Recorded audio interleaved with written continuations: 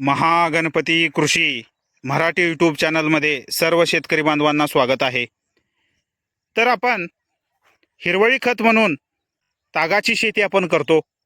तर मातीची ताकद वाढविण्यासाठी तागाची शेती करणं खूप महत्त्वाचं आहे आणि त्याच्यासोबतच योग्य वेळी ताग जे आहे ते मातीमध्ये मिक्स करणं पण खूप महत्त्वाचं असतं. कारण आपण योग्य वेळी जर तागाला मातीमध्ये मिक्स केला तर आपल्याला खूप छान पद्धतीनं ताग शेती करून फायदे घेता येतात. आणि ऊस शेती सुरुवात करण्यापूर्वी ताग शेती करणं हे खूप महत्त्वाचं आहे आणि आपण पहिला तागाची शेती करावी, त्यानंतरच आपण ऊस शेतीला सुरुवात करू शकता. तर आपण ताग शेती कोणत्या स्टेजला आल्यानंतर मातीमध्ये मिक्स करावं हे खूप महत्त्वाचं आहे. तर त्याच्यासाठी आपण काय करावं, ज्यावेळी ताग फुलाच्या स्टेजला येतो म्हणजे फ्लावरिंग स्टेजला येतो त्यावेळी आपण तागाला मातीमध्ये मिक्स करू शकता.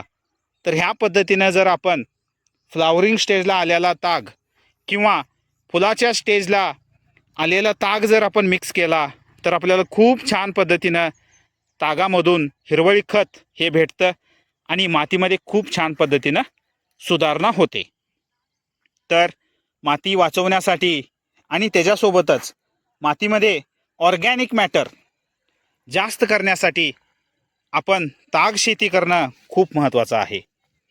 तर ऑर्गॅनिक मॅटरनं काय होतं की मातीमधला pH, त्यानंतर मातीमधला EC आणि सेंद्रिय कर्ब जो आहे ते खूप छान पद्धतीनं सुधारतो.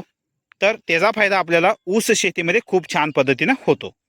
तर त्याच्यासाठी ताग करणं खूप महत्त्वाचं आहे. तर मी सर्व शेतकरी बांधवांना विनंती करतो की आपण ऊस शेती सुरुवात करण्यापूर्वी ताग शेती करावी, त्यानंतर आपण ऊस शेती सुरुवात करावी. तर ह्या पद्धतीने केल्यानंतर लागवडीवरचा जो खर्च आहे तो खूप छान पद्धतीनं आपण मॅनेजमेंट करू शकता आणि खूप कमी खर्चामध्ये आपण ऊसामध्ये जास्तीत जास्त उत्पादन घेऊ शकता. तर भेटूया नेक्स्ट व्हिडिओमध्ये. थँक्यू. धन्यवाद.